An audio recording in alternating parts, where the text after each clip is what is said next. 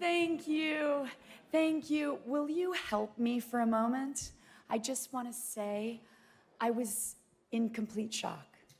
And I forgot to say thank you to my guides in my life, Peter Levine, Jason Weinberg, Annette Wolf, Kevin Huvane, and my lifelong acting teacher, Sandra Seacat, who I've been with since I was 18 years old.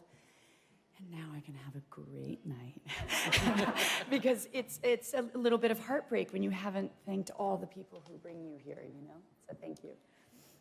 Okay, Laura 14. Dern. Thank you. Laura Dern over here. Angela Bishop from Network 10 Australia. Hi, nice to see so you. happy for you. Thank you so much. Congratulations, and from all your close friends down in Australia. I have to say, so your mum's been nominated for an Oscar, your dad's been nominated for Oscars, you've been nominated for Oscars before. You're such an incredible acting family. What does it mean to be finally holding that statue tonight? Well, I went backstage and people were telling me my mother was very moved, and that just makes me so happy to stand up and sing their praises. They literally got me here and artistically got me here as well, so it means the world. Thank you. Number 29, followed by 102. Hi, this is Marietta Melrose, a question from Bulgaria. Congratulations. I am Thank so you. happy for you. What Thank an you so amazing much. season. Thank you. My question is, in such a divisive time culturally and politically, you mentioned about the gift of being able to talk about love through story. What did you realize through Marriage Story that perhaps we should think about this year as a nation and just internationally as well?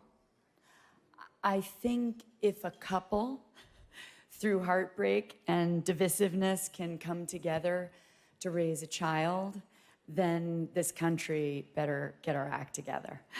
I think there is much to learn from the story so beautifully told by Noah, and on a global level, as I mentioned, you know, we have a planet to save, so I pray we can all come together to focus on something that is not at all about politics, it's all about our home.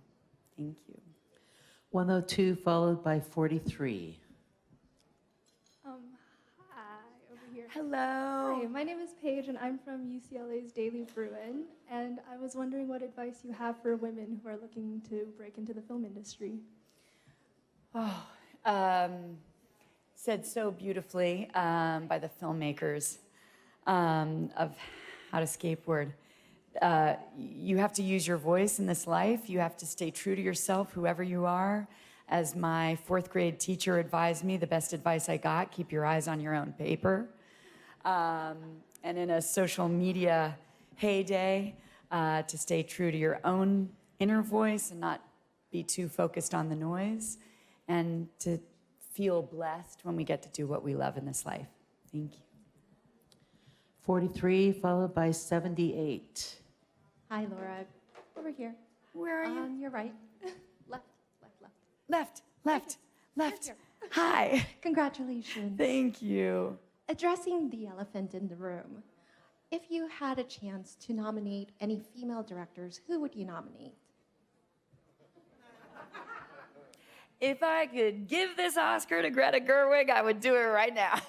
And Lulu. I mean, there are so many beautiful films. I met the director of Honey Boy yesterday at the Independent Spirit Awards. There are great films. I think that our lens should focus perhaps less on the lack of accolades and more on the less opportunity that there is, and even more so the lack of second chances given to female voices. And as the business and the people with the money given more and more opportunity to extraordinary and diverse voices and representing who we want to see reflected in film, which is ourselves, we're going to be in a lot different shape. And I share this with Noah and Greta as well, who I spent my year with in art and friendship and now doing press for both films. So I would love to also see her continually awarded for all her beautiful work. Thanks. Number 78, followed by 216. Congratulations. This is feeling like an auction, kind of. I feel feel like a Barbie in an auction. It's like, Well, congratulations. This is very well earned. I'm wondering about, on the note that you were just speaking about, over here.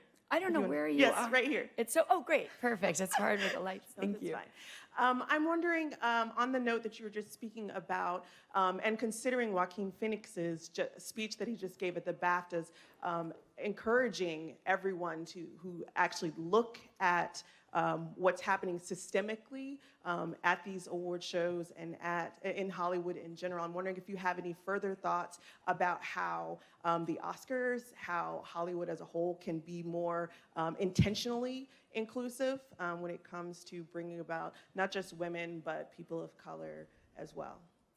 As the journalist from UCLA just asked, you know, when we say use our voice, we're talking about us, each other, in whatever industry we're in. We have power to say something. And when we don't see our culture reflected around us, we get to say something.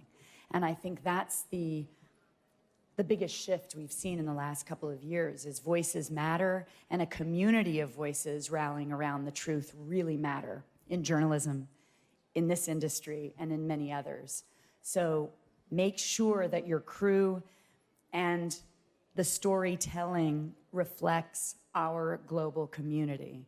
And if you're an actor on a movie, or you're the filmmaker, or you're the producer, you get to say something. If you're the DP, you get to say something about your camera crew. And that matters.